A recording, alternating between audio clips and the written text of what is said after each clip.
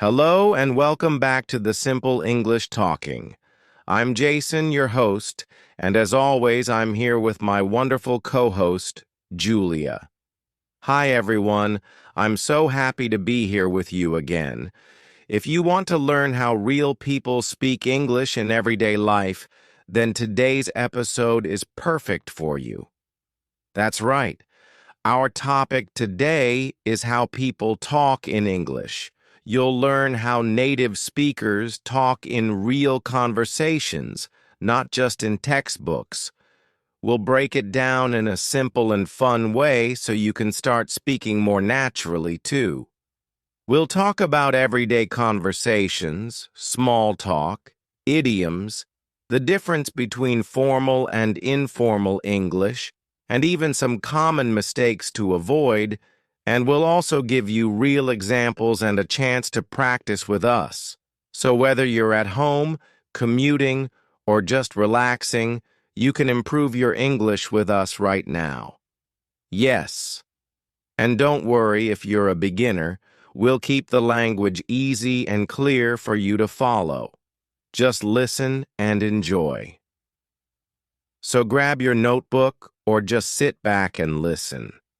Let's explore how people really talk in English, starting with everyday conversations. All right, let's dive into our first part, everyday conversations.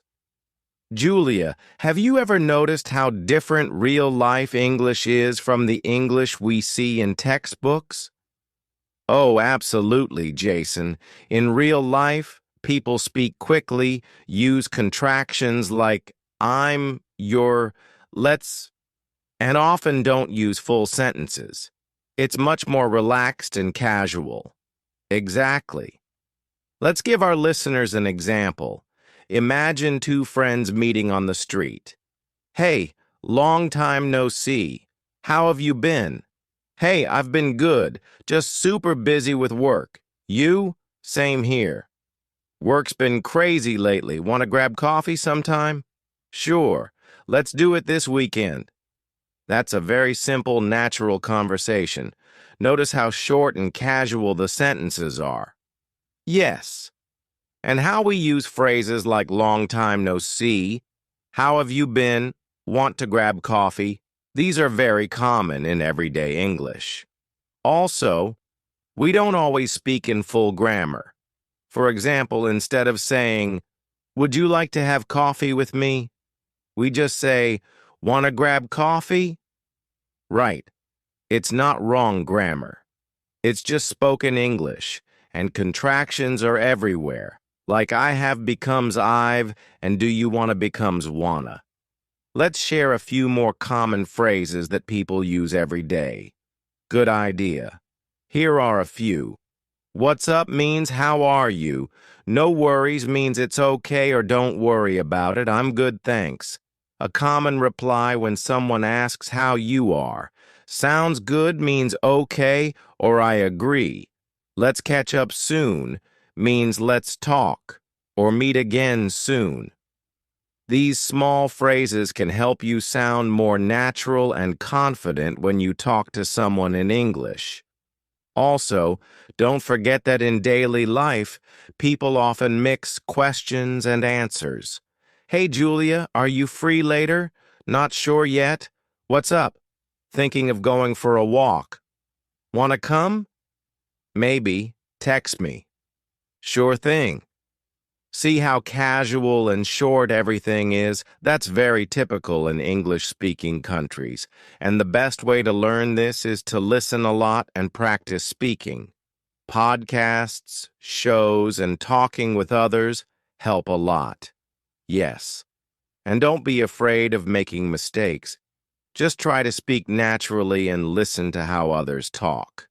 Coming up next, we'll talk about something people often forget. Tone and body language. It's not just what you say, but how you say it. That's right. Let's go there now. Now let's talk about something really important. It's not just about words. Tone and body language. Yes, a big part of communication is how you say things, not just the words you use. Tone of voice and body language can change the whole meaning of a sentence. For example, if I say I'm fine in a happy tone, it sounds like everything is okay. But if I say it in a flat or sad tone, I'm fine, it can mean the opposite. Exactly. And sometimes native speakers understand each other more from tone and facial expressions than from the actual words. Let's do a quick demo. I'll say the same words in two different tones. Ready? Oh, great. You're here. Oh, great. You're here. Wow. Same sentence, totally different feelings. In the first one, you're happy. In the second, maybe you're annoyed. Exactly. So for English learners, it's really important to listen to the emotion in people's voices. Now let's talk about body language. That means using your face, hands, or posture to help communicate. In English-speaking cultures, people often smile a lot when they talk, nod to show they're listening, and use hand gestures to explain something. Yes. And when someone is interested, they might lean forward. But if they're bored, they might cross their arms or look away. Let's say you're meeting someone for the first time. If you smile, make eye contact, and say, "Nice to meet you," in a friendly tone, they'll feel good. But if you say it with no expression and look away, it might seem rude or cold, even if your words are correct. So here's a tip. When you practice English, don't just say the words, act the words. Use your face, hands, and voice. It makes a big difference. Absolutely. Even just watching videos or mirroring native speakers can help you understand tone and body language better. All right. Coming up next, we'll talk about something we all use every day but often forget how important it is. Small talk and icebreakers. Yes, those little conversations that help start a friendly chat. Stay with us. Now let's talk about something that might seem small, but it's actually very important. Small talk and icebreakers. Yes, small talk is the short, simple conversation people have to be polite, friendly, or just to start talking. It helps break the silence. That's why we also call it an icebreaker, right? And even though small talk might not be deep or serious, it's a big part of English-speaking culture. It's how people connect. Let's give a few examples. Imagine you're in an elevator with a coworker. You don't want to stay silent, so you might say, "Nice weather today, huh? Did you watch the game last night?" Or, "Traffic was really bad this morning." These topics may seem boring, but they're safe and friendly. That's the goal. Here are some common small talk topics in English. The weather, looks like rain today. The weekend, any plans for the weekend? Work or school? How's your day going? Sports or news? Did you hear about that match yesterday? Compliments? I like your jacket. These simple questions open the door for conversation. And remember, the goal isn't to have a deep talk, just to be social and polite. Let's show an example. Here's a short, small talk conversation between two people meeting at a party. "Hi, I don't think we've met before. I'm Julia." "Nice to meet you, Julia." "I'm Jason." "How do you know the host?" "Oh, we used to work together." "What about you?" "We're old college friends." "So, have you tried the snacks yet?" "Not yet, but they look good." See how easy that was? They didn't talk about anything serious, but they were friendly and polite. Exactly. And once small talk starts, it often leads to deeper conversation. But it has to start somewhere. So here's a tip. Don't be afraid to start with something simple. Even a short sentence like, "How's your day?" can open the door. And remember, smile, use a friendly tone, and show interest. People love talking to someone who listens. Next up, we'll talk about something fun, idioms, and expressions. You'll learn some cool phrases that make your English sound more natural. Stay tuned. It's going to be a blast. All right, Julia. Now it's time for something really fun and interesting, idioms and expressions. These are phrases people use all the time that don't always make sense if you translate them word for word. Yes, idioms make English colorful and exciting, but they can be tricky for learners because the meaning isn't always clear from the words themselves. Exactly. For example, if someone says it's raining cats and dogs, they don't mean animals are falling from the sky. It just means it's raining very heavily. Let's share a few popular idioms that people use in everyday English conversations. Great idea. Here are 5 idioms with simple explanations. Break the ice, to start a conversation in a friendly way. Piece of cake, something very easy to do. Hit the books, to study hard. Under the weather, feeling sick or not well. Spill the beans, to tell a secret. Those are great, and these idioms come up in conversations a lot. So knowing them will help you understand native speakers better. Let's do a quick example with the idiom break the ice. Imagine you're at a party and you want to start talking to someone new. You might say, "Hi, I'm Julia. How do you know the host?" That's a way to break the ice. Exactly. And if you want to say something was easy, you could say, "The exam was a piece of cake." It sounds much more natural and fun than just saying the exam was easy. Here's a quick challenge for our listeners. Try to use one idiom you learned today in a conversation this week. Yes, practice makes perfect, and don't worry if you don't get it right the first time. Just keep trying. Next, we'll talk about how to speak formally and informally. That's important because the way you talk changes depending on who you're talking to. You don't want to sound too stiff with your friends or too casual in a job interview. Let's get into it. All right, Julia, let's talk about something that can be a little tricky for English learners, speaking formally and informally. Yes. The way you talk depends a lot on who you're talking to and where you are. Speaking to your boss is different from chatting with your friends. Exactly. Formal English is polite, professional, and clear. Informal English is relaxed, friendly, and often uses slang or contractions. Let's start with an example.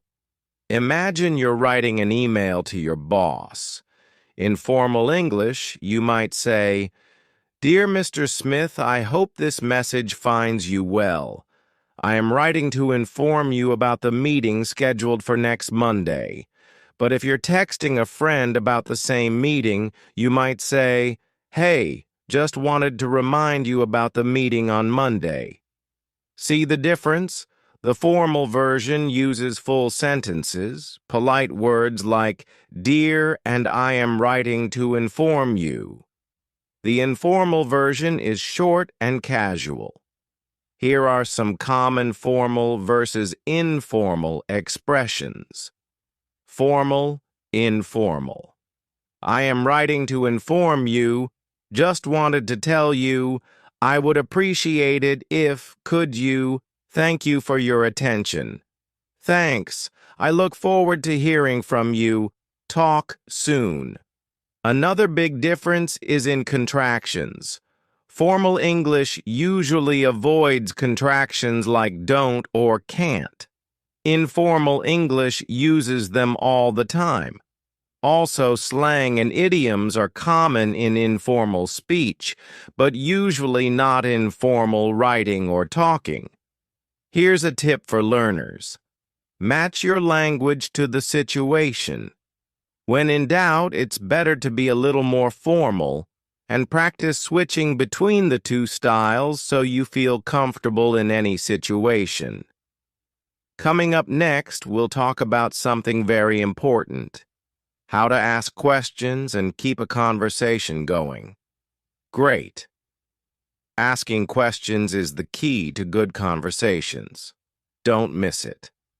All right, Julia, let's talk about something every English learner faces: common mistakes people make when speaking English. Yes, making mistakes is totally normal. But if we know the common ones, we can avoid them and speak more clearly. One common mistake is mixing up verb tenses. For example, saying I go to the store yesterday instead of I went to the store yesterday. Right. Past events need the past tense. So remember, I went, not I go for something that already happened. Another mistake is wrong word order in questions. For example, saying you are coming instead of are you coming? Yes. In English, questions usually start with an auxiliary verb like are, do, or did. So are you coming sounds natural, and many learners confuse prepositions, like saying I am good in English instead of I am good at English. Prepositions can be tricky, but practicing common phrases helps. For example, good at, interested in, listen to. Here's one more mistake: pronunciation errors that change the meaning. For example, saying sheet instead of or vice versa. That can cause funny or embarrassing moments. So practice listening and repeating words carefully, and don't be afraid to ask for help or correction. Great advice. The key is to keep practicing and not worry too much about being perfect. Exactly. Mistakes are part of learning. The more you speak, the better you get. Coming up next, we'll talk about how to practice speaking English every day to improve faster. Stay tuned. All right, Julia. Now let's practice what we've been talking about with some role-play examples. This is a great way to get comfortable speaking English. Yes, role plays help you practice real-life situations in a safe space. Let's do 2 quick examples. Okay, first scenario, meeting someone for the first time. Hi, I don't think we've met before. I'm Jason. Nice to meet you, Jason. I'm Julia. What do you do? I'm a teacher. How about you? I work in marketing. Do you enjoy your job? Yes, I love it. What about you? Me too. It's fun and challenging. Great. Now let's try a second scenario. Ordering food at a restaurant. Hi, I'd like to order a cheeseburger and fries, please. Sure. Would you like anything to drink? Yes. A glass of water, please. Got it. Your order will be ready soon. See how these simple conversations use polite language and clear questions. Role-playing like this is a fantastic way to practice speaking and build confidence. Try practicing with a friend or even by yourself in front of a mirror. Next up, we'll share some tips on how to improve your English pronunciation. Don't miss it. All right, Julia, we're almost at the end of today's episode, but before we wrap up, let's share some quick tips on how to speak English like a native speaker. Yes, speaking like a native isn't about being perfect. It's about sounding natural and confident. Here are a few tips. Listen carefully to native speakers. Watch movies, listen to podcasts, and pay attention to how they speak. Practice speaking regularly, even if it's just talking to yourself or repeating phrases aloud. Focus on rhythm and intonation. English has a musical flow, with some words stressed more than others. Use contractions. Instead of saying I am going, say I'm going. Learn common phrases and expressions. They make your speech sound more natural. Also, don't be afraid to make mistakes. Native speakers make mistakes too. The key is to keep practicing. And remember, speaking confidently is just as important as speaking correctly. Absolutely. The more you practice, the more natural you'll sound. That's all for today. Thanks for joining us on the English Learning Podcast. See you next time. Keep practicing and keep talking. All right, Julia, it's time for our favorite part, practice time for our listeners. This is where we help you get speaking right now. Yes, we'll say some sentences and questions slowly, and then give you a moment to repeat after us. Let's start with a simple greeting. Repeat after me. Hello? How are you today? Great. Now try this one. What do you like to do in your free time? Good job. Here's a question using an idiom. Have you ever broken the ice at a party? Nice. Let's try a formal sentence. I am writing to inform you about the meeting scheduled for Monday. Last one. Can you please help me with this task? Awesome. Keep practicing these sentences throughout your day. Remember, speaking often and practicing out loud is the best way to improve. That's right. Keep up the great work, and soon you'll feel more confident speaking English. Thanks for practicing with us today. All right, Julia. We've covered a lot today about how people talk in English, from everyday conversations, tone and body language, idioms, formal versus informal speech, and more. Yes, Jason, we talked about the importance of understanding different ways people speak so you can communicate confidently in many situations. Remember, learning English is a journey. It takes time, practice, and patience. Don't be afraid to make mistakes. They help you learn and improve. Keep listening, speaking, and practicing every day. Use the tips and examples we shared, and soon you'll notice your English getting stronger and more natural. Thanks so much for joining us today. We hope you found this episode helpful and fun.